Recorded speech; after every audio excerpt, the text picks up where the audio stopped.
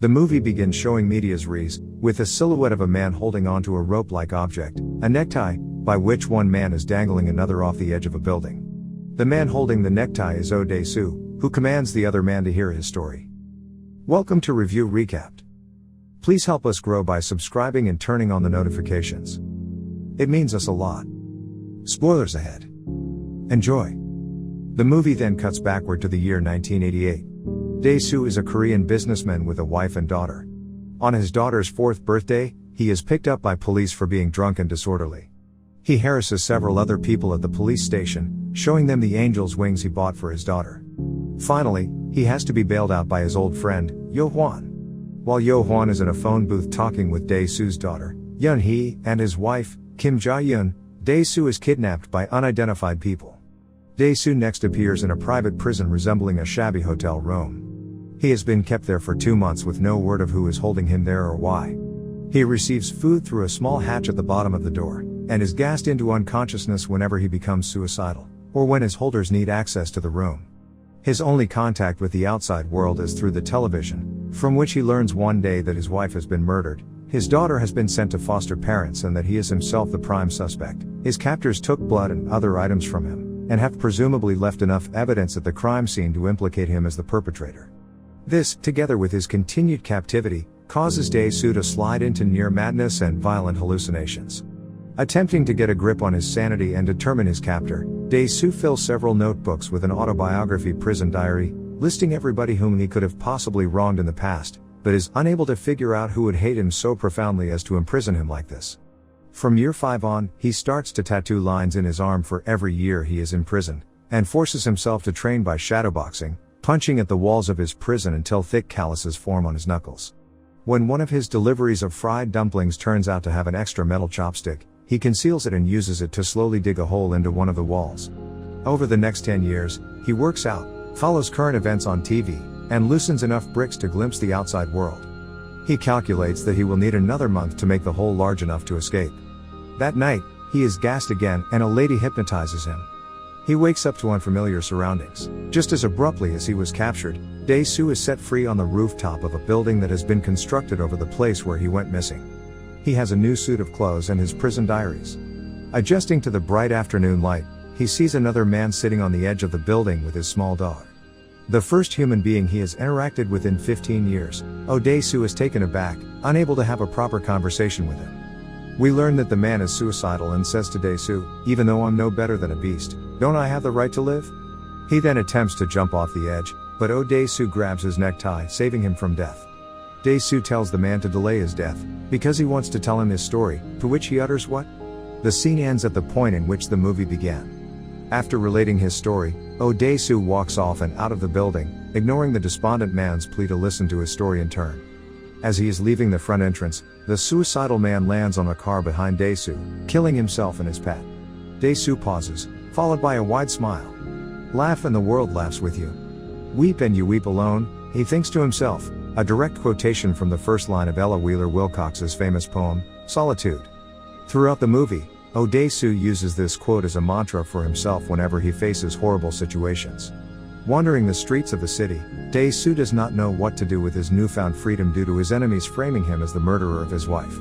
When a gang of thugs attack him, he finds that his 10 out of 15 years of solitary training have paid off. He fends them off with only his fists. Next, Dae-soo stands on the street looking at fish swimming in an aquarium, when a homeless man walks up and gives him a wallet full of cash and a cell phone. He then meets Mito, a girl who works in a sushi bar. He recognizes her from a cooking show he often watched while in prison, and she says he looks familiar too. An unknown man contacts Dae-soo via his cell phone, and claims to be the one who imprisoned him. He mentions it was an experiment, and taunts Dae-soo to come and find him and learn the reason for the imprisonment. He gives a mysterious clue: a grain of sand and a rock both sink in water with the same speed.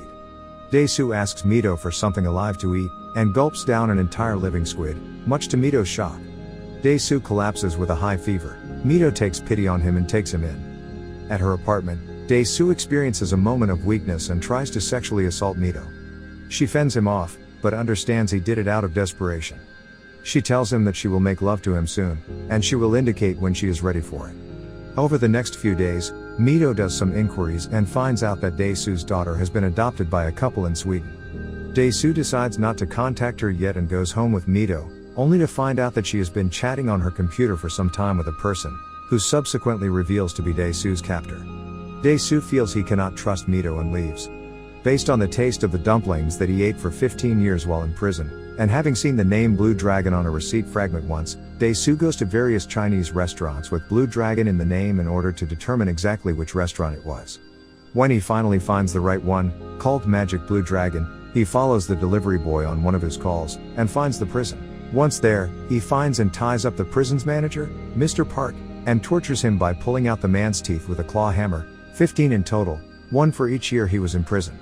Mr. Park points him to tape recordings, one bearing his name. From the recording, Dae-soo learns that the facility is a private prison for people who want someone locked away. His captor had him booked for 15 years and even suggested what drugs to give him if he'd go insane. The only reason the captor would give is, "Oh, Dae-soo talks too much." Upon leaving, the prison guards gang up on Dae-soo, but he fights them all off with nothing more than his clawhammer and his bare fists, although he does get stabbed in the back. Gravely injured, Dae-soo is put into a taxi by a man passing by. The man sends the taxi off to Mito's exact address, revealing he is Dae-soo's captor, but Dae-soo is unable to do anything about it in his weakened state. Back at home, Mito nurses him back to health. Dae-soo goes to see his old friend Yo Hwan in his internet shop, and plays the tape recording for him. Yo Hwan doesn't recognize the voice, but succeeds in identifying Mito's online chat friend, a person calling himself Evergreen. They initiate a chat and Evergreen congratulates Dae-soo because his wife's murder case has been dismissed, and taunts him some more. Dae-soo returns home and tries to violently force more information from Mito, still thinking she is working with Evergreen. Suddenly, Yo Hwan calls, saying that he has tracked down Evergreen's user ID and found the owner's details. The owner's name is Soo Dae-oh and there is also an address. Dae-soo realizes it is an apartment in the building across the street from Mito's apartment. He rushes off, investigates the apartment and finally meets his captor, a man called Woojin, and his bodyguard, Mr. Han, in one of the rooms. Dae-soo tries to attack, but is incapacitated by Han. Woojin tells Dae-soo he cannot kill him, because if he does, he will never learn why he was imprisoned, and if he tries to use torture, Woojin will remote deactivate the pacemaker he had surgically placed in his own chest. But Woojin offers to play a game with Dae-soo. He must find out why all this happened to him in the next 5 days. If he fails, Mito will die on July 5th. If he succeeds, Woojin promises to kill himself. While leaving, Woojin casually remarks that Dae-soo left his front door open. Dae-soo races home and finds that Mr. Park and his gang of thugs have captured and sexually abused Mito. Dae-soo is roughed up, and Mr. Park is about to use the same teeth-pulling torture trick on Dae-soo, when Mr. Han shows up at the door and offers Mr. Park a suitcase full of money, if he leaves.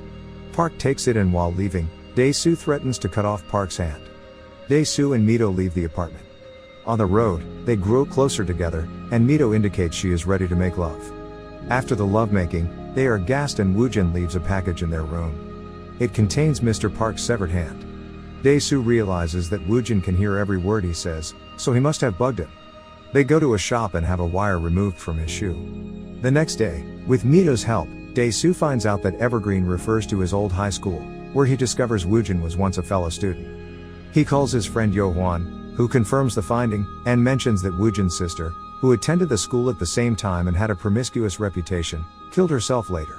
However, due to the not being able to spy on Dae-soo anymore, Woojin has gone to Yo Hwan's internet shop, and enraged over the comments made about his sister, he beats Yo Hwan to death while having Dae-soo listen over the phone. Strongly suspecting that the reason for his imprisonment has something to do with the sister's death, Dae-soo tracks down Mr. Park.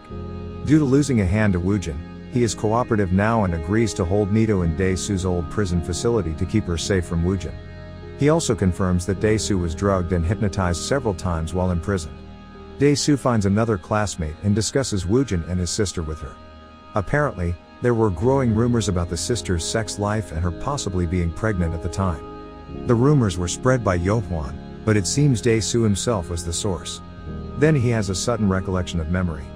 One day at school, as it turned out, Dae-soo had unintentionally witnessed Woojin and his sister Soo-ah while engaging in a sexual encounter. Not knowing at the time that the two were related and the scene he was witnessing was an instance of incest, Dae-soo casually mentioned what he had seen to one of his own friends, just before transferring to a school in Seoul. Eventually, the rumor started a life of its own and Soo-ah threw herself over a dam on July 5th, killing herself.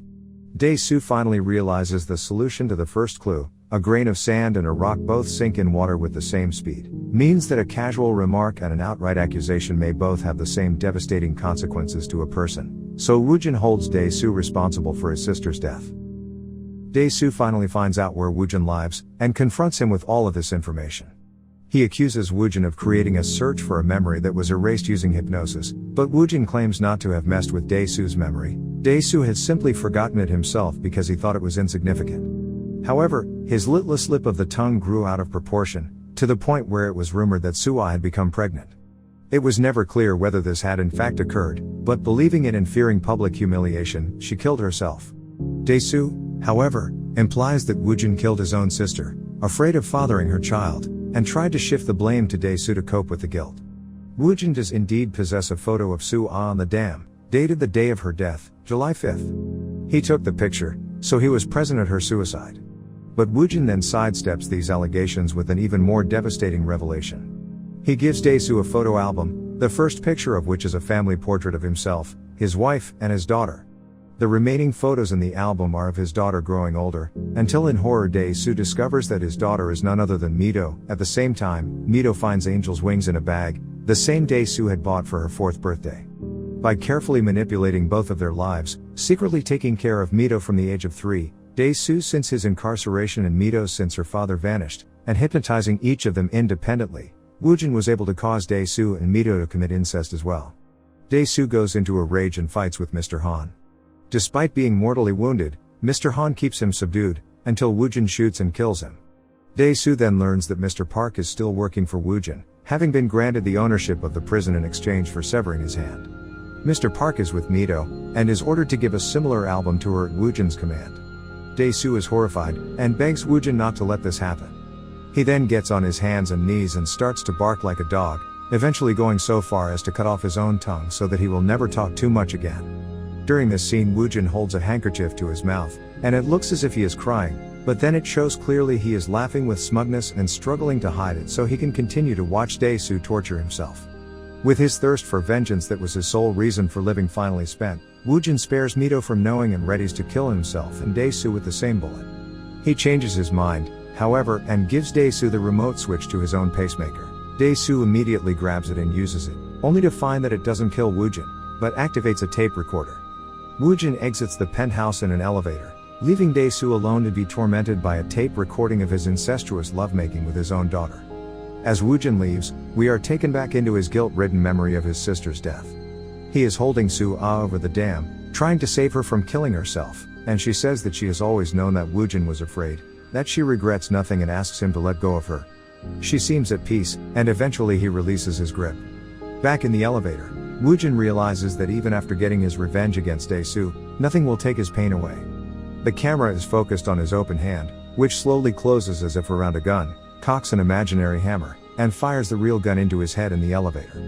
In an epilogue set in a wintry landscape, Dae-soo goes to a hypnotist, the same one whom Woojin hired to hypnotize both Dae-soo and Mito, and asks for her help to forget the secret. He writes her a letter, since he can no longer talk. The hypnotist said that she originally did not want to help him, but she was touched by his last sentence: even though I'm no more than a beast, don't I, too, have the right to live? It is the same sentence Dae-soo heard from the suicidal man who appeared at the beginning of the movie. The hypnotist tells Dae-soo to imagine himself back at Woojin's penthouse. She uses hypnosis to split Dae-soo into 2 personalities, the beast, who remembers the secret, and the ignorant Dae-soo, who doesn't know. When the hypnotist asks Dae-soo to split into the 2 people, a reflection of himself appears in the window. The hypnotist tells him that the monster will walk away, and for every step he takes, he will age a year and die when he reaches 70. The reflection is the beast. He holds a grim expression and remains unmoved, unwilling to leave his place in Dae-soo's mind. The ignorant Dae-soo, reflected in the glass, mourns the loss of a major part of his life. The camera cuts to the cassette player, which then finishes playing the music that has set the scene. Dae-soo is wished the best of luck, and the screen turns black. The movie ends showing Dae-soo wakes up. The hypnotist has already gone, and he is left lying on the cold ground with a delirious feeling. He stumbles about, and finally with some hesitation he meets up with Mito and they embrace. The soft-spoken Mito tells Dae-soo that she loves him, and a large smile appears on his face, which slowly disintegrates into a tortured grimace. Hope you enjoyed. Thanks for watching.